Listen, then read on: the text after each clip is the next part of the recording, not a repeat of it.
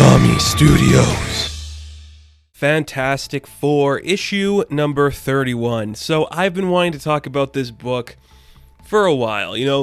I think jumping on in the middle of the story is weird sometimes when you do that, and it's like, okay, we had the King in Black tie-ins, and before that we had the Empire tie-ins, but all the tie-ins are done, and it's a bold new era. According to Dan Slott, it's a bold new era for the Fantastic Four, so I was like, it's the perfect time to talk about this book, to get invested in it, and I'm glad I did. I've been reading this book since Slott started. I've liked it a lot. There's been a few hiccups here and there, but I think his writing style and the way he plays a story and character, it really works for the Fantastic Four. So I'm like, yeah, give me more of what you got. Let's see what you got here, buddy. So we open up this book and we see that Reed and Ben are just headed off on a fun mission. Reed's been wanting to explore some stuff with the Forever Gate. He wants to check out some new dimensions and do some stuff. And he's like, you know what, Ben? It's been a long time since the two of us just had some good old-fashioned fun, so you want to come with me on an adventure? So they suit up, they head into the Forever Gate, and they're just looking at some cool, colorful world stuff. So I think they call it the Thought World, which we'll get to more of that near the end of the book. But I'm just it's awesome. It's a fun way to start this issue, especially if you are a new reader to the Fantastic Four, and this was the first one you picked up. It's here's some Reed and Ben just having fun. And that's what you want to see, so it looks really cool. We cut back to some stuff happening, and if you haven't been caught up on Empire and everything, basically the Profiteer, I could get into it. The Profiteer had these two kids, one's a Skrull, one's a Kree. She had them fighting, reenacting famous events. Alicia and Ben adopted them, and we got Nicki and Joe. And basically we're following Nicki. She's like, one day I'll kill my brother Joe, and she's just like, well, not today. So she goes to talk to Alicia, and Alicia has this great idea that she wants to take them to go learn how to sculpt, and she's like, oh, Mom, that's so silly. I'm a Skrull. I can adapt my body into anything. I'm a better sculptor than everyone on Earth. And basically kind of just sparks something in Alicia, and again, this is where I'm this is Dan Slott perfectly. You're dealing with a lot of characters, but it's yeah, you'd have this moment where it's look, I love you, Nicki, I think you're great, but it's this is a part of me, and I want it to be a part of you, and I'd like to share what I could if I ever had kids, and now that I do, I want to share that part of myself with you. And basically, we just recall a moment, it's kind of recapping something we saw in one of the last issues, issue 22, and just Nicki, when she was trained, she saw this version of Alicia, and that Alicia became the idea that she wanted to see, and that it was the Alicia that she became to have as a mother. And you're that's kind of cool. And it's I love you, Mom, so if you want to go sculpt, yeah, I'll sculpt. I've sculpted you before, so let's go sculpt and just have fun. It's cute, and it works really well for the Fantastic Four characters. Then we cut back to Reed and Ben. They're just having some weird fun in some space dimension, and basically Reed's just freaking out, this is so cool, we're having so much fun, Ben. And Ben's just yeah, but normally this is the part in the story where something bad would happen to us. And the fact that he thinks that, suddenly all these weird creatures morph around them. You're oh, what's going on now? And it's okay, I think you did this, Ben. So basically the idea comes in that they're in this place, kind of a mind or a thought dimension, basically. If you think it'll happen. So the fact that Ben was yeah, I'm just going to think about some things that we normally fight in this situation. Oh, now they're here, I guess we're fighting them. And it's pretty cool. Then we get another short story in here. It's Wentley. Is it Wentley? No, it's Bentley. It's Bentley's his name. And Valeria, and basically he's I'm going to go ask out Valeria, but he gets nervous and can't do it, and basically Valeria's that's great. You know what? Thanks for coming to my lab. It's so fun. Yeah, I love science and everything. It's so cool. The whole concept of boys and girls and relationships and romance, it kind of bores me, so I'm going to focus on this, on science, because my heart was broken by Prince Arboro. You're okay, let's see what you got. And it's oh man, poor Bentley here. Just can't catch a break. He wants to ask out the girl. The girl's too addicted to science because of some evil prince from a different dimension. So Bentley just takes the Forever Gate, goes to the dimension with Arboro, punches him and said, that's for hurting Valeria's feelings. And he leaves, deleting the data that he was ever there. And we get a nice panel where we see that the wizard, who I do believe created Bentley or some form of him, is oh, you're doing great, my boy.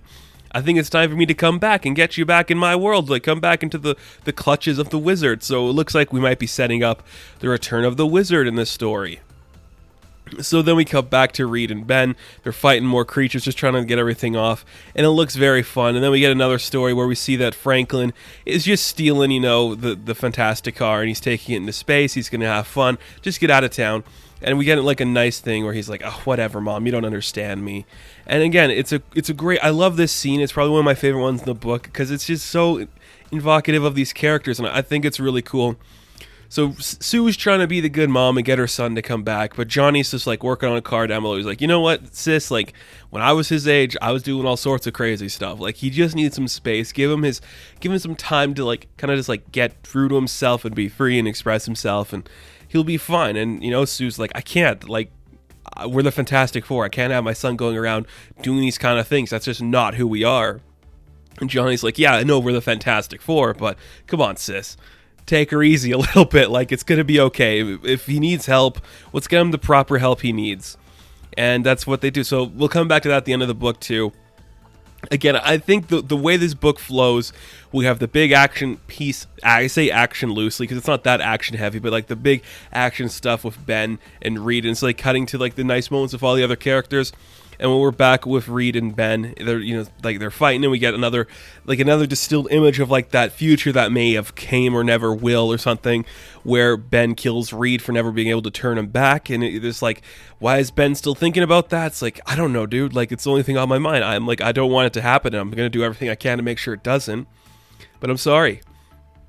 So I kind of like you're setting up an interesting story here. Like it's nothing new to talk about like Ben and Reed having that conflict, and I don't think that Slott would go down that rabbit hole, but if he did, I'm not going to be surprised either way, because again, it's very in character for him. It's like, yeah, I get that, but he does such a great job of writing Ben and Reed in particular that I don't think his version of those characters would do that, so I don't think it's going to be the problem.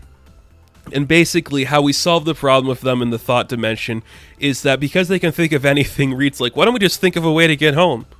He's like, huh, I never thought of it that way. And they do. That's how they figure out the problem.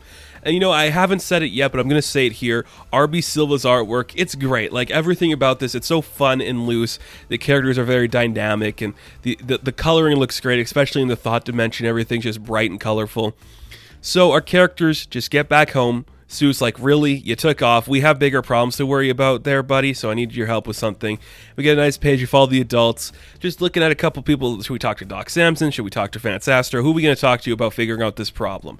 And basically, Ben's the guy who's like, well, I've heard of this guy. I think his name's like Terrence Ward, and they said like his codename's Trauma, and he helps with people dealing with these kind of issues. So Franklin's going to therapy. His parents drop him off, and he's like, I don't want to do this. This is stupid. Let's just get this over with. And basically, Trauma's deal is that Trauma can turn into like any incarnation of the thing that you fear the most. So when Franklin steps into the room, who does Franklin see that he fears the most? It's himself. And he's like, okay, well, maybe now that you understand what's going on, eventually you'll learn to love this face, and eventually you'll learn to, be comfortable around me. So let's just get talking. Interesting way to end the book, but I don't hate it. I really like that. So Franklin's going to therapy. We're setting up that stuff. If you guys don't know, Franklin lost his powers, and he's not technically a mutant anymore. So you're like, huh, okay. Slott's playing with some fun ideas. I'm very excited to see how that's going to go into play. And I'm glad this book is just really consistently fun. If you haven't read any Fantastic Four up until this point, I say jump on right here. You get a nice idea of every character. You get the way that Dan Slott writes them, and he writes them really well. You get a great look at the art style, which I think is not going to be for everyone, but those of you who like this style, I think it's very cool and very clean. These are the characters, and this is the world we live in. It's very fun and exciting. And the Fantastic Four, they're back. I wish this book did better sales. I don't think the sales are terrible for this book, but it's really fun, and it's really good, and I just enjoyed this issue a lot. It's just like the schlucky science fiction fun with the family drama, and that is the Fantastic Four, and that is what this book delivered on. So, Fantastic Four, issue number 31, I am going to give an 8 out of 10. Now, thank you guys for watching this review. Be sure to like and subscribe to the channel. As always, you can check me out on Instagram, Patreon, Twitter, all that good stuff, and I will catch you in the next one. Have fun, stay safe, good luck.